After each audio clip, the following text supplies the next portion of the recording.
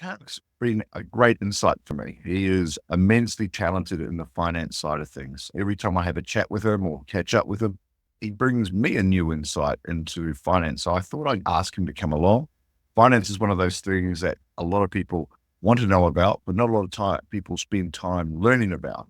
We all come out as young children and we take an interest in different things. My son has a t-shirt that says "Money, Not Friends." He collects cans. He's very much about anything he can do to money. His younger brother couldn't care less, but he loves what his brother buys him. Finance, a really important thing. How do you get to be one of the top 1%? Tarek works with those 1%. So I'm really interested today to hear what he has to say and to lean into how to do it and retaining some of the information. So Tarek, I'm going to throw to you. Thanks for coming today. No, thank you. I just want to thank everyone for being on the call this morning. I really appreciate your time above all else. A bit about what we do. We work with businesses doing anywhere from $500,000 in revenue all the way up to 100 million. And we also work with a lot of family offices to help deploy their funds into different deals, primarily private credit and debt. We also help a lot of businesses with advisory and structuring to help them with their full financial solutions that they need. And we want to make sure that they're structured properly so their assets are protected both personally and in terms of a business. There's going to be a lot of slides, and the slides that I put today are quite detailed. So some slides I'm going to fly through and some slides I'm going to say are quite important. The reason I put detailed slides together for you is that after this presentation, if you want to think about something or you want to review something or implement something, you've got the detail there. In terms of key takeaways from today, what I really want you to take away is things about how you can use the bank money to your advantage. That's really important. And how you can structure yourself properly when dealing with banks and lenders. We're going to give you strategies that our family office clients use and that our entrepreneurial clients use as well. The start of the presentation will be talking a bit about money and fiat currency. I think it's important if we're going to talk about money, we understand what money is. And I'm going to fly through those slides so we can really focus on the important things later on. There'll be time for questions at the end. So if you have any questions or during the presentation, just put the questions up to Matt and I'm sure Matt will flip them to me. So let's make a start. This is basically a summary of what we're going to cover today. What is money? Some of the principles that our family office and entrepreneur clients use and structuring. We're also going to talk about more things. If you've got a mortgage, how does that impact you in today's environment? And what's the true cost of a mortgage? But let's make a start. We'll go through what is money first of all. So what is money? Many people fight over money. I'm sure you fight over with people have fought over money in terms of their families, their relatives and businesses, and people are always fighting about it. And they always treat it as an end within itself, but it's not an end within itself. It's just a means to an end. Firstly, money is a medium of exchange that we use to exchange value. Secondly, we use it to hold value. And thirdly, it's a unit of measuring value. It's a commodity like anything else. It has demand, it has supply, and its purchasing power can go up or down. By the way, just as a fun fact on the far right, the first fiat currency was created by China 1000 AD. So you might well be interested in that. Now, fiat currency, what is fiat currency? Fiat currency is what we have in today's economy. It's especially in the Western economy. It's a currency that has no intrinsic value per se. It's not backed by gold anymore. The gold standard was abolished in 1932 in Australia, and in the 1970s in America, the gold standard was further abolished. What gives money value today? And it's really important people understand this, is the fact that governments have made it legal tender. So it's not backed by a commodity. It's the fact that it's made legal tender by a government. It's also the perception that it has value, and it's also the demand that people have for that currency.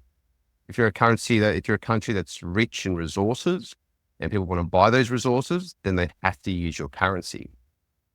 But the key thing that gives currency strength in today's world is the geopolitical ability of a nation to impose its currency on other countries. The US has the biggest military in the world. Guess what? I can impose my currency being used by you because I have a bigger military. And this is not just about a criticism of the US. This is every empire that has existed since the beginning of time has imposed its currency to be used on other countries. So let's move on to the next thing. And by the way, a key fact on the right that I find quite interesting is in 1973, the petrodollar was established between the US and Saudi Arabia, where they agreed that oil trades would happen in US dollars. That agreement actually expired in June of 2024. So it's going to be interesting to see what the future of trading of oil will be in the future moving forward, especially with the emergence of BRICS. And all of this affects our money later on, but I'll cover that later. If you've ever wondered, can the currency go bad? Well, yeah, here's a picture. 1923, the Weimar Republic of Germany, a woman's burning currency to basically feed fuel into her stove. Can fiat currencies collapse? The short answer is yes. And it's happened many times in the history of our lives and previous to our lives. Now, at school, we're taught, and this is really important for everyone to understand, at school, we're taught about two types of inflation. Demand pull inflation, where there's a lot of demand, and cost push inflation, where the supply of inputs go up. The inflation that governments don't really like you to know about, and central banks don't like you knowing about, which is indirectly a tax on you, is that every time the government borrows money and it goes to the central bank, and the central bank has to create that money out of thin air, whether it's through quantitative easing or whatever process it uses, that's actually reducing the purchasing power of each existing dollar. If I increase supply of something and you're holding onto that item, that's going to lose its purchasing power. So that's an indirect tax on you. When you hear that inflation is 2 or 3% every year in the economy, that's a decline in your purchasing power. And that's something not many people think about, is that's a second tax that you pay in terms of holding your currency. Now, this is the US dollar back in 1913, and it shows the purchasing power per US dollar back from 1913 all the way up to 2020. In order to have the same purchasing power as 1913, in today's dollars, you would have to hold 26 US dollars. Now, this is dated 2020. I actually think you probably need to have $32.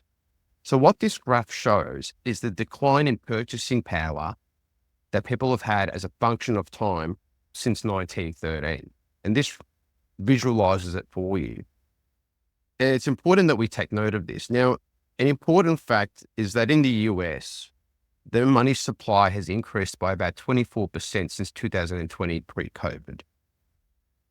And that's a really important fact that people need to be aware of, is that the more money supply goes up, the less your purchasing power.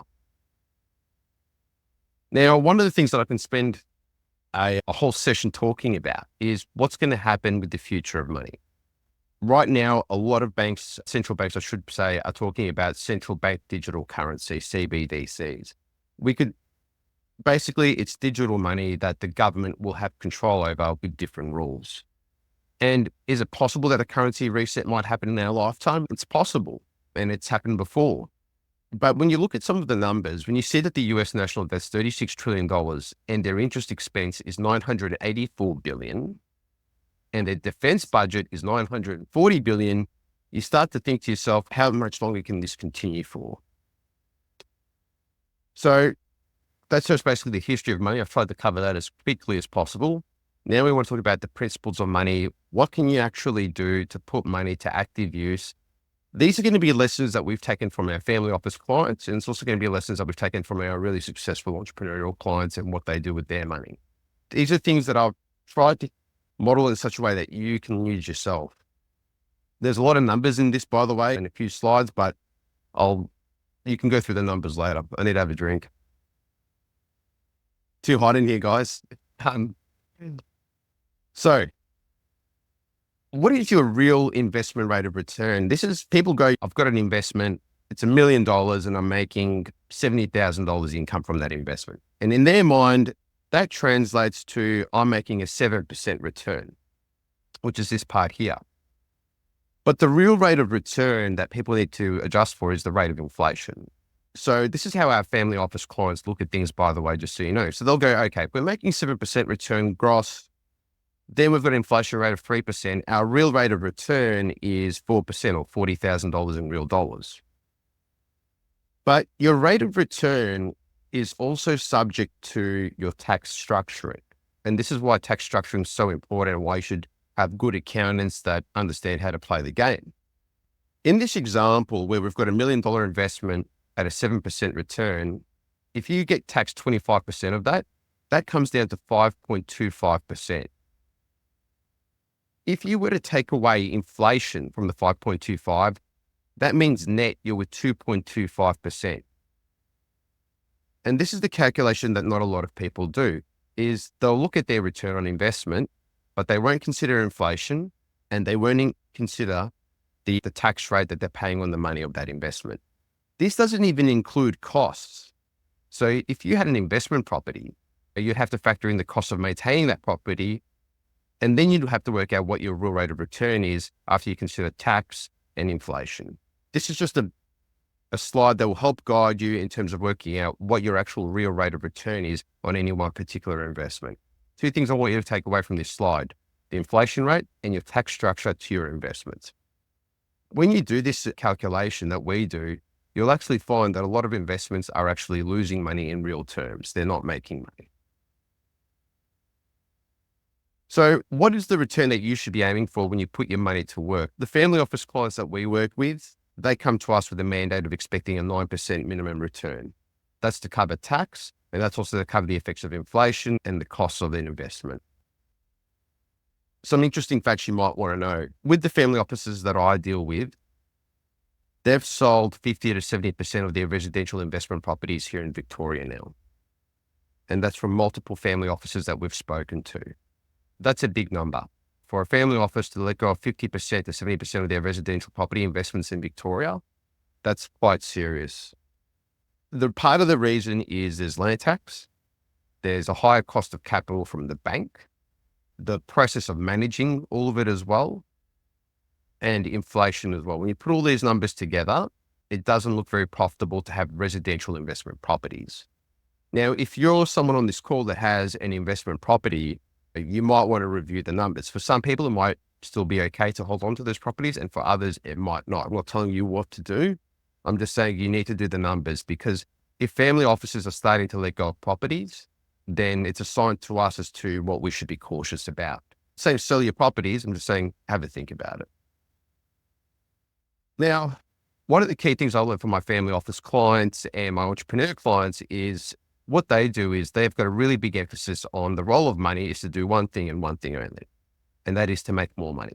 Every dollar in has to be utilized straight away to make another dollar. A lot of people on this call own their own businesses or may work for a pretty large organization. And the reality is this: a lot of people look for places to park their money as business owners. Oh, where can I park my money to make a bit of return on the side? The reality is, though, that for most business owners, the best place to park your money is actually in your own business, because you can manage the risk of that money and you can get a far higher return by putting that money into use into your own business. Now, if you've got a mortgage, this slide's pretty important because I want you to look at things a bit differently. My brain is a bit warped, so I look at things a bit differently compared to most people, and I like numbers. If you were to buy a principal place of residence, say for $1 million over 30 years at today's interest rates using the CBA calculator, your total repayments come to about $6,321 per month over 30 years. That's $2.275 million you'll be paying for $1 million mortgage over 30 years. But here's the thing, people forget one really important fact, and it's important that you're aware of this. That's $2.275 million you paid after 30 years in post-tax dollars. Meaning that your gross income, depending on your tax rate to cover that mortgage, would have to be 3.25. So for an asset that you're buying today for $1 million, if you're paying it off over 30 years, in gross income, that's about $3.25 million you have to earn to pay it off. Now, here's the reality. Even if you sold your home in 20 years' time or 10 years' time for double, triple, 10 times the amount, the reality is if you haven't added value to it and you sell it, it's still going to cost you the same amount of money to buy a home in the same area next door. So has your wealth actually grown? So something that I want you to consider today, and this is something that a lot of our successful entrepreneurial clients do, is they'll buy a principal place of residence and they'll buy one that needs a bit of work. So either they'll renovate it or they'll build a new home and then they'll flip it because you're free of CGT, you're free of the capital gains taxes, and they flip it every, say, 3 to 4 years. And that's what they're constantly doing. They're buying, they're adding value by improving the home, by renovating it or building a new home, living in it, and then selling it. And one thing I've noticed with a lot of our successful entrepreneurial clients is they don't get emotionally attached to an investment, to a business, or to even their own homes. They're always on the move. So if you want to make money work for you, especially in terms of the tax structures that are out here in Australia, then you should be looking at, all right, how can I use my principal place of residence in a better way to make me more money? So that's a really important slide for most people. Now, in terms of the bank, if you're a business, why does a bank exist? Is it so you can borrow money to buy lifestyle products for your personal place of residence or cars or all those things? Or is the bank there to do something else? Our family office clients, they look at the bank in a different way. They look at the bank as a way to get cheap money and then to use that money into other commercial ventures. And I'm going to give you an example of what one of our family office clients, a few of our family office clients do in terms of how they use bank money to their advantage. And that's on this slide here. There's a lot of numbers here, and this slide's really important that you understand this, because if you have investment properties, you can do this yourself. And if you're a business owner with investment properties, you can also do this. So suppose we've got a property, it's worth $1 million with no debt, and it's got a rental income of 50 grand. So that's a 5% return on the property, right?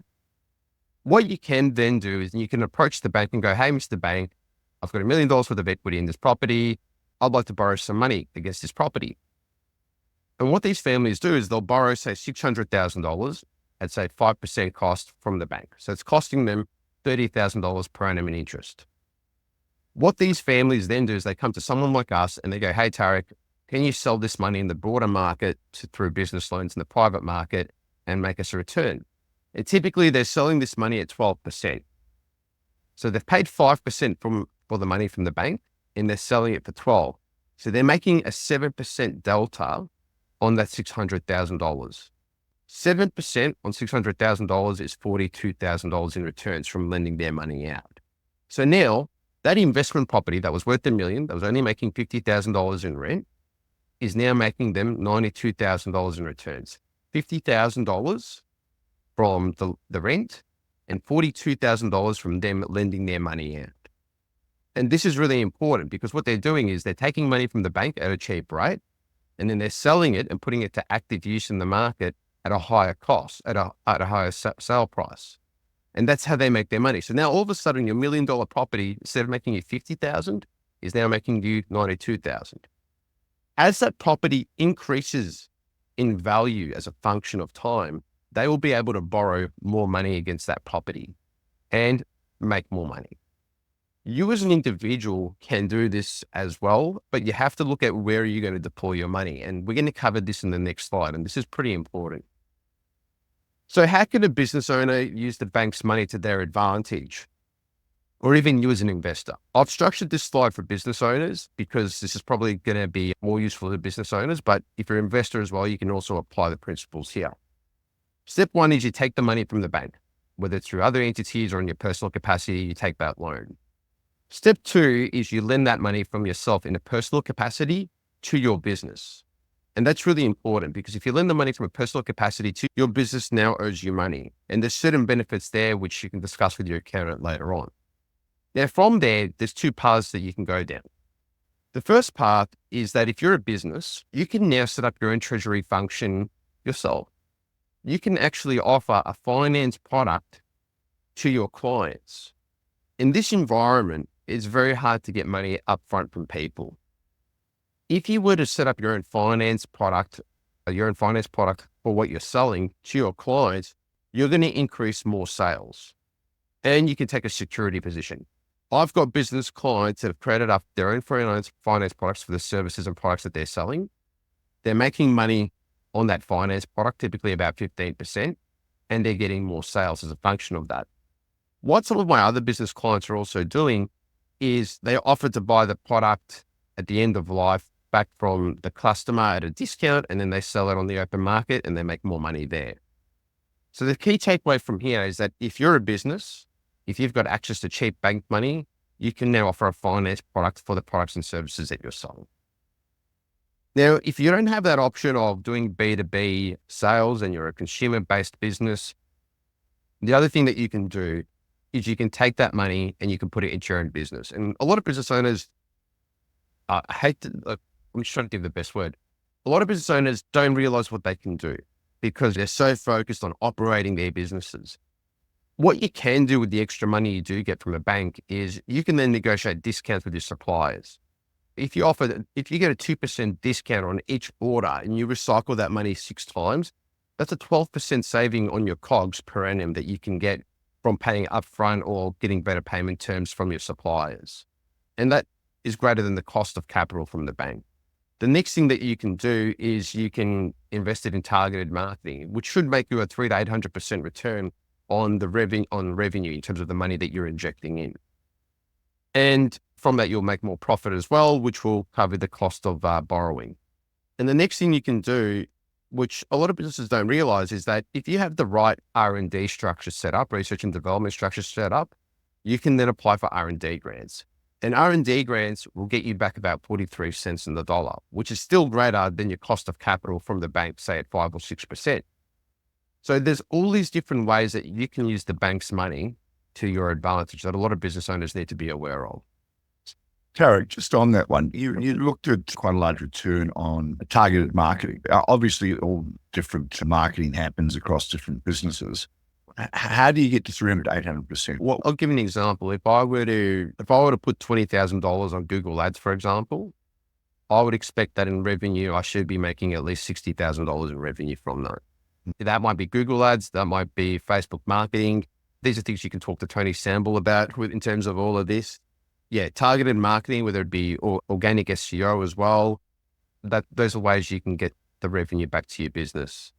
And the other one was negotiate discounts. I've seen you do this. It's a brilliant way to actually release a lot of cash, particularly in the construction industry. I've seen that happen. I've seen it happen. And I just want to touch on that one a little bit, because I think this is a really key one that a lot of guys aren't using to their advantage.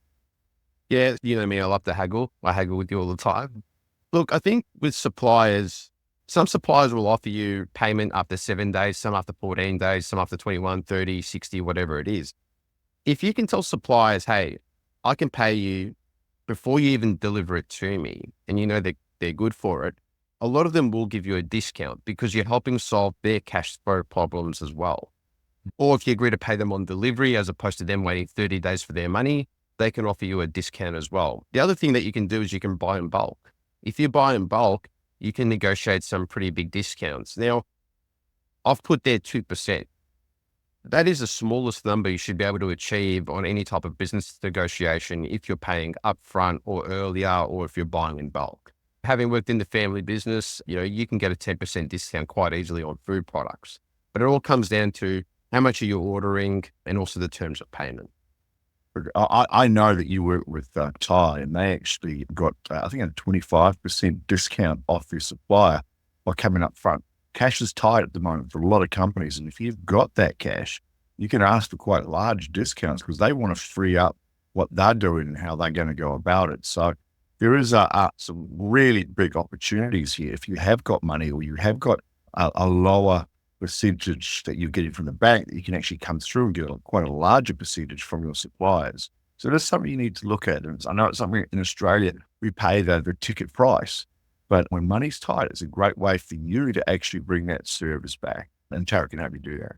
Thanks, Tarek. Yeah, so cash is, like, I'm going to digress a bit from the presentation, right? I'm going to tell you right now that cash in this economy right now is extremely tight. I've never seen it tighter in my past 6 years of doing this.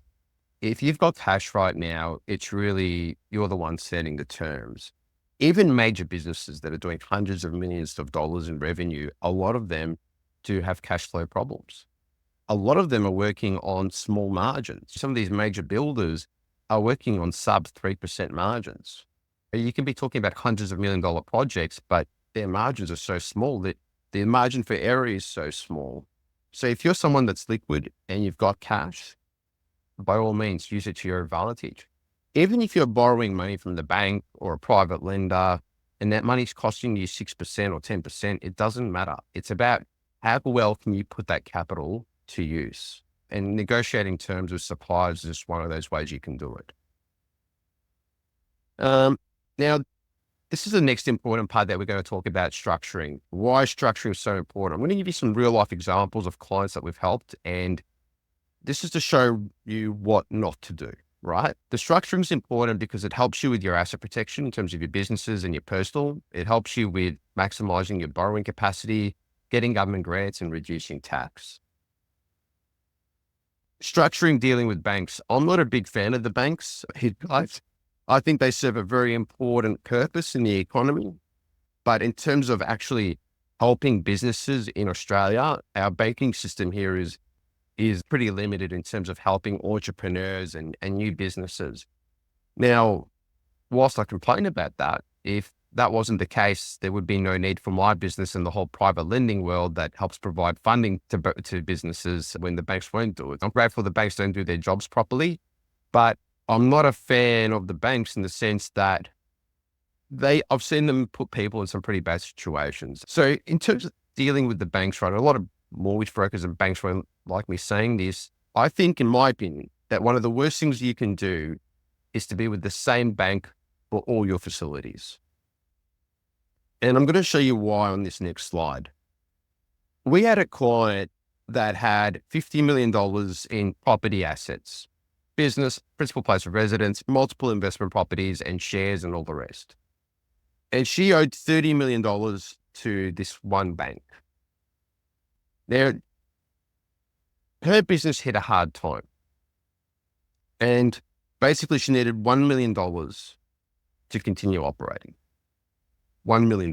Now, at the time, the bank didn't want to give her $1 million because she didn't meet the serviceability requirements that the bank wanted because her business had taken a hit during COVID.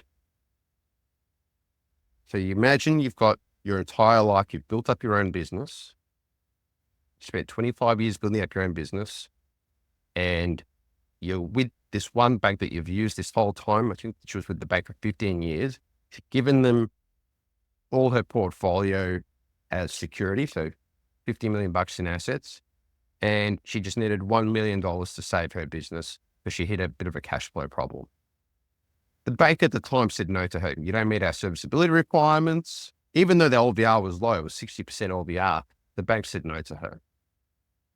Now, what made it worse, and what people don't realize, is that when you've got the same bank for all your facilities, they will cross-collateralize the whole security pool. Now, what that means is that if you've got 5 investment properties and you've borrowed money from the bank, any money you owe on any other property, they're going to hold that against every other property.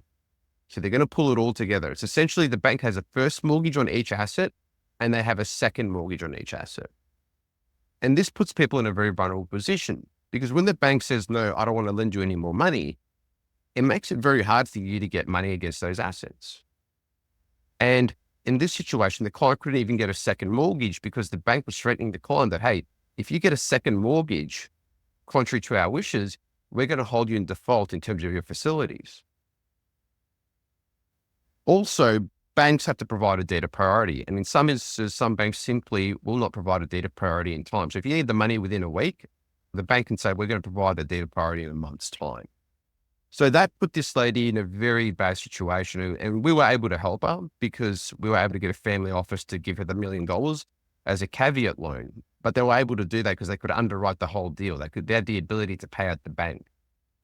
But the important part about this slide and the important thing I want you to learn, and this is so important, is never to give all your facilities to just one bank if you've got a number of assets. Now, in this next slide, this is basically explaining how I would have liked to have structured things. I would have had one bank on the far left there with the business and with the principal place of residence. And then each of the other investment properties, I would have put into a separate SPV. An SPV is a special purpose vehicle. Basically, it could be a trust, a company, could be an SMSF, whatever structure your accountant recommends. And this is how I would be doing it. And then with each SPV, I'd be going to a different bank or a different lender. That way, if things were to ever go bad, you can always go to other lenders and you're not landlocked with one bank. Now, what most mortgage brokers tend to do is they tend to put everything with the one bank because it's the easiest way of doing things. It's the lowest cost, but in the long run, if you ever were to not meet their requirements, they can landlock you out. With this structure, it requires a bit more work, but in the long run, if anything were to ever go wrong, you have options to get money. You have the ability to go to other lenders. You have the ability to get a second mortgage. You have the ability to go to the Trevor Wallard of this world and go, hey, Trevor, give me some finance against this asset, and he can provide you that. But with the previous structure, you don't have that option if they landlock you. Whereas with this option, if you have different SPVs, you've got those options of being able to get money against different assets. And like I said, this costs more to set up. It's a bit more painful to get the money this way, but in the long run, your assets are protected. And this is probably one of the key important things that you need to take away from this presentation is that when you do go for money, have a structure that's broken up. Now, let's talk a bit about structuring government grants. The time at 34. Cool. Now, with government grants, there's a lot of government grants out there. There's research and development marketing grants. Like I said, they get you 43 cents on the dollar. There's export marketing developing grants. There's advanced manufacturing grants as well. One of our clients got an advanced manufacturing grant from the government. They put in $1 million. The government put in $1 million. There's female entrepreneur grants. There's indigenous grants. There is hundreds and hundreds of grants at any one point in time between state and federal level. But what I want to focus on today is the R&D grant, because this is probably the most common one. A lot of businesses that are operating at the moment will go apply for the R&D grant, but a lot of them do it in their existing structure. And I'll cover this in the next slide. So this is typically what most businesses will do. They'll go, hey, I've got an existing business. I've got a bank loan. I'm going to get a government grant for R&D. I'm going to get a co-manufacturing grant as well. And by the way, I'm going to get some more investors into this business. Now, this is probably one of the worst things that you can do, in my humble opinion, simply because if you develop R&D and intellectual property that's unique and you put that into your existing business, if ever your business were to get into trouble, your bank now has a claim to that R&D intellectual property that you've developed. Not just that, you've also diluted your own existing business shareholding by bringing in investors into this SPV and diluting your own shareholding from your own existing business. Now, this is probably the cheapest way of doing things, where you do your R&D grant within your existing business, but it's also the way where a lot of problems will happen in the future when you want to commercialize the intellectual property that you've developed. How would you make this situation better? In my humble opinion, this is how we advise our clients, and what I recommend you do as well. You have your existing business on the far left there. You've got your bank facility, and you might get an advanced manufacturing grant for your existing business in that existing business, or for your existing business, which is all fair and well. Any R&D that you want to do, any intellectual property, anything special, anything unique that you want to develop should be put into a separate SPV. Now, if you do that, one, you've ring-fenced liabilities away from your existing business. Two, you can bring in investors, so you haven't diluted your existing business as well. And three, it's a lot easier to commercialize that R&D in the future, and the intellectual property is protected. Now, there are other reasons why we do this structure, but it's a much more longer video, but there are other reasons that we do this. But the main reason is that you're protecting that intellectual property in a separate SPV that your existing bank can't touch, and you can bring investors in. And when you want to commercialize that in the future, you're able to do so a lot more easier. And it doesn't murky the water between what you're currently doing and what your new R&D is. So yeah, if you're ever thinking about doing an R&D grant, I would implore you to do it in a new entity that's totally clean. And yeah, that's probably another key takeaway that you need to take from this, is having the structure set up. Now, structuring is also important, and this is probably an important thing that you need to realize, because we've seen clients make a lot of this mistake, is that it's really important for maximizing how much you can borrow. I'm really mindful, by the way, of death by PowerPoint, so I don't want to talk for too much longer. So we're nearly at the end, don't worry guys, and I'll probably want to have more of a discussion later on. But with structuring, if you structure yourself properly as a business, you can actually maximize how much you borrow. And a lot of business owners don't realize the finance options that are available to them. On this slide, what you have here is you've basically got your business in the middle. You've got your lowest cost of capital being up the top of the screen and the highest cost of capital down the bottom, right? And obviously your bank is going to be your cheapest cost of capital on the far right. And then on your left, you've got your low doc lenders, you've got private mortgage lenders, you've got equipment lenders, and then on your right, you've got your invoice financing, supply chain finance, and cash flow lending. Cash flow lenders that are unsecured are usually the highest cost of capital. And what I tend to find is that a lot of customers, what they will do is they will get bank money. And when they're in a cash flow problems, when they've got a cash flow problem, they'll then run straight away to a cash flow lender at the highest cost of capital. Now, the problem with cash flow lenders is they'll put caveats and GSAs on all your assets and they'll block everyone else out from coming in, and it's a really high cost of capital. That is probably the worst thing you can do, because there are so many more other options out there in the market for you to make money, for you to get money, sorry. Before you get to a cash flow lender, you should be exhausting other options like your invoice financing, your supply chain finance, your equipment finance, your private mortgage lending, your low doc lenders. There's all these other options that you as a business owner can put to use before going to last resort. And a lot of business owners, I find, unfortunately, don't do that because they haven't spoken to someone to look at things from a holistic perspective and look at how can we reorganize things. I've spoken to Trevor many times about this, and Trevor's got an invoice finance facility and supply chain finance. Supply chain finance is a great way of solving cash flow problems for a lot of businesses. And there's not many people that do supply chain finance the way Trevor does. So credit to Trevor, because we've spoken about this in the past. The other thing is with businesses, how you structure yourself is really important. You might set up an equipment SPV. Say you're buying a whole fleet of trucks. Does that have to stay in your existing business structure? Not necessarily.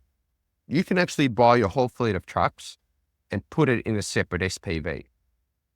And that SPV can take a loan from an equipment lender. And the business is still guarantor for that loan as well. And what you've done there is by putting those trucks in a separate SPV, you're ring fencing those assets away from your existing bank.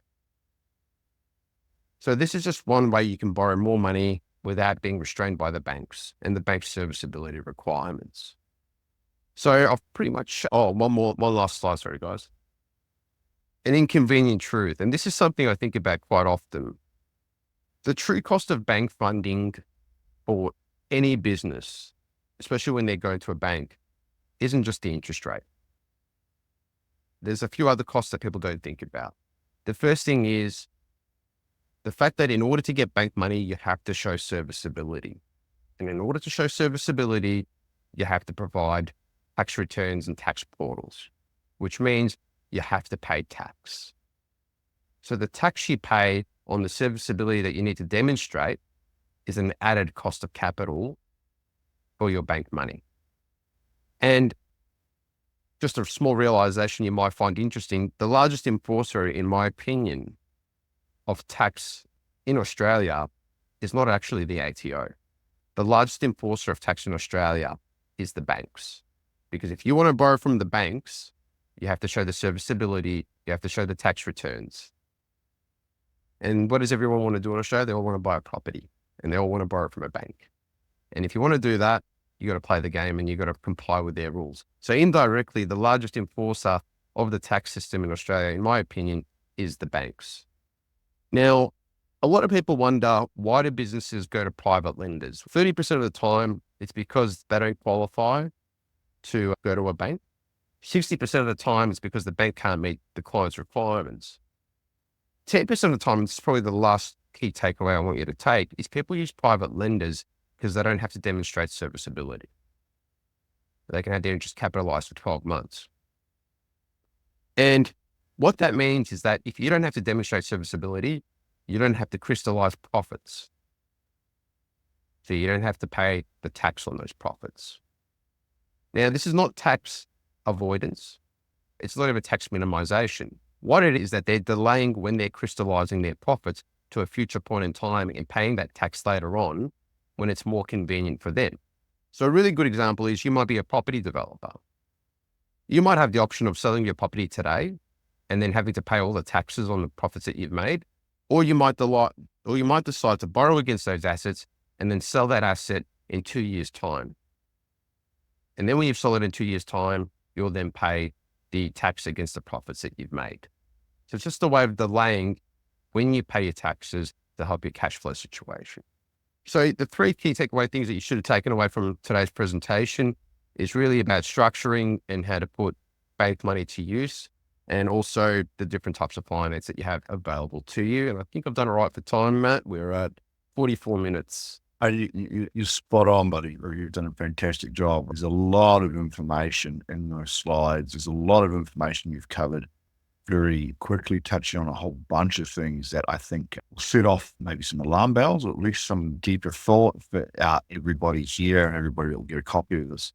One of the things that I love about having seen your work is I've seen individuals that have gone to a bank and got a large sum of money for a particular project, say a warehouse or an expansion on a building or things where they're growing.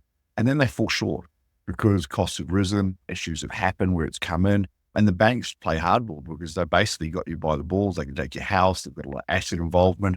And I've seen where you've come in and got those cranes or got that additional money to finish that job. Where's that money coming from? Yeah, so we work with multiple groups, and we work with wholesale warehouse funds as well. We work with family offices. The majority of the private lending deals that we do is through family offices, and we use family office money for that. We also have a few funds that are wholesale, that are offshore as well to get money as well. In addition to all that, we've got an associate entity that specializes in equipment finance and mortgage brokering. So if we need to get a client other types of finances, more traditional, we can get them that traditional finance. But in terms of the private lending that we do, we're really using that family office money. And more importantly, what we're doing is before we even get them any money, it's the diagnosis. You go to a doctor. What does the doctor do first? He looks at your situation, looks at your symptoms, and he diagnoses what's fundamentally wrong with you first. And then he'll prescribe you the medicine or the treatment that you need to cure your illness. It's the same thing that I try to do with our clients is we try to diagnose what's actually wrong in their business or structurally what's wrong. And then we provide them with the solution. Unfortunately, Matt, people come to us at the last minute. They come to me when everything's already a bit of a mess and we have to work and operate pretty quickly.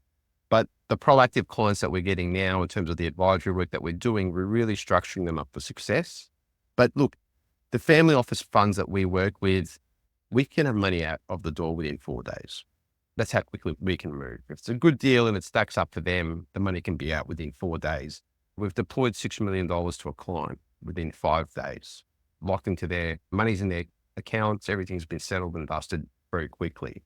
That's quicker than the time, and we always say this to clients, it's quicker than the time it takes to meet your bank manager. You'll have the money delivered to you. Yeah.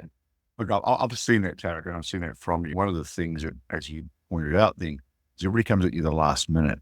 You should be talking to Tarek. You should be speaking to Trevor. You should be speaking to Les about these things ahead of time. But for most people, they bury their head in the sand. I always find, and when we do a finance talk, we have a finance expert on here.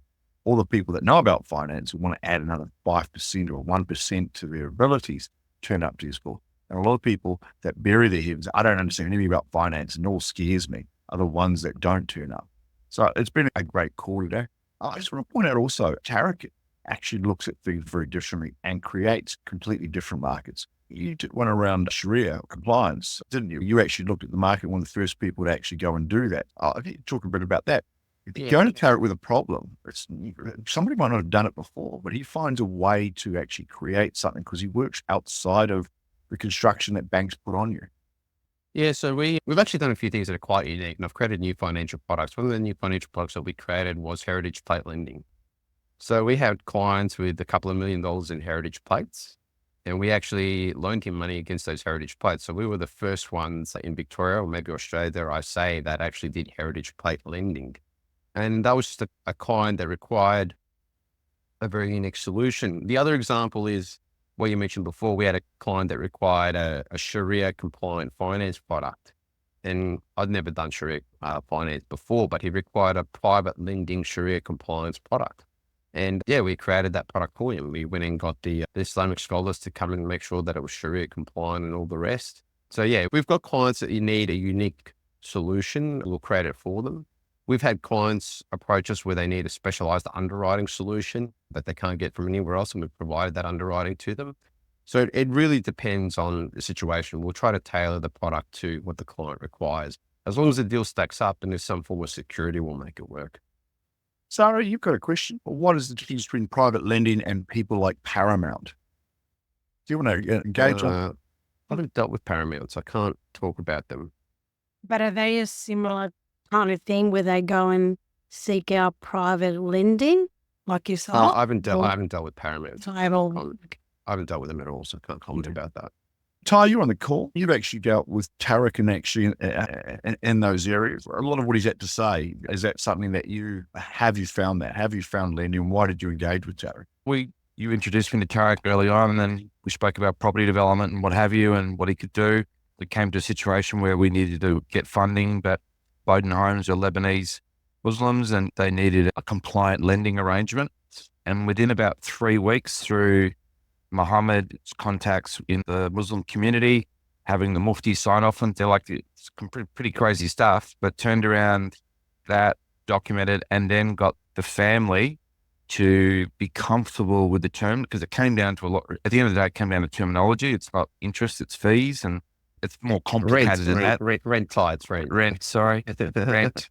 That's why Tarek dots the I's and I just talk conceptually about things and get corrected. But yeah, we, like, in 3 weeks, that deal was done. And then post that, we've also utilized those arrangements, and the same family has been funding Bowden Homes for working capital whilst we work through some pretty challenging construction industry times. It's been fundamental for us in the construction industry to get that done. And obviously, as deals come up, then we now have Tarek as our preferred lending option for clients. And what I find is most people don't tell you they're having trouble with money, particularly mum and dad.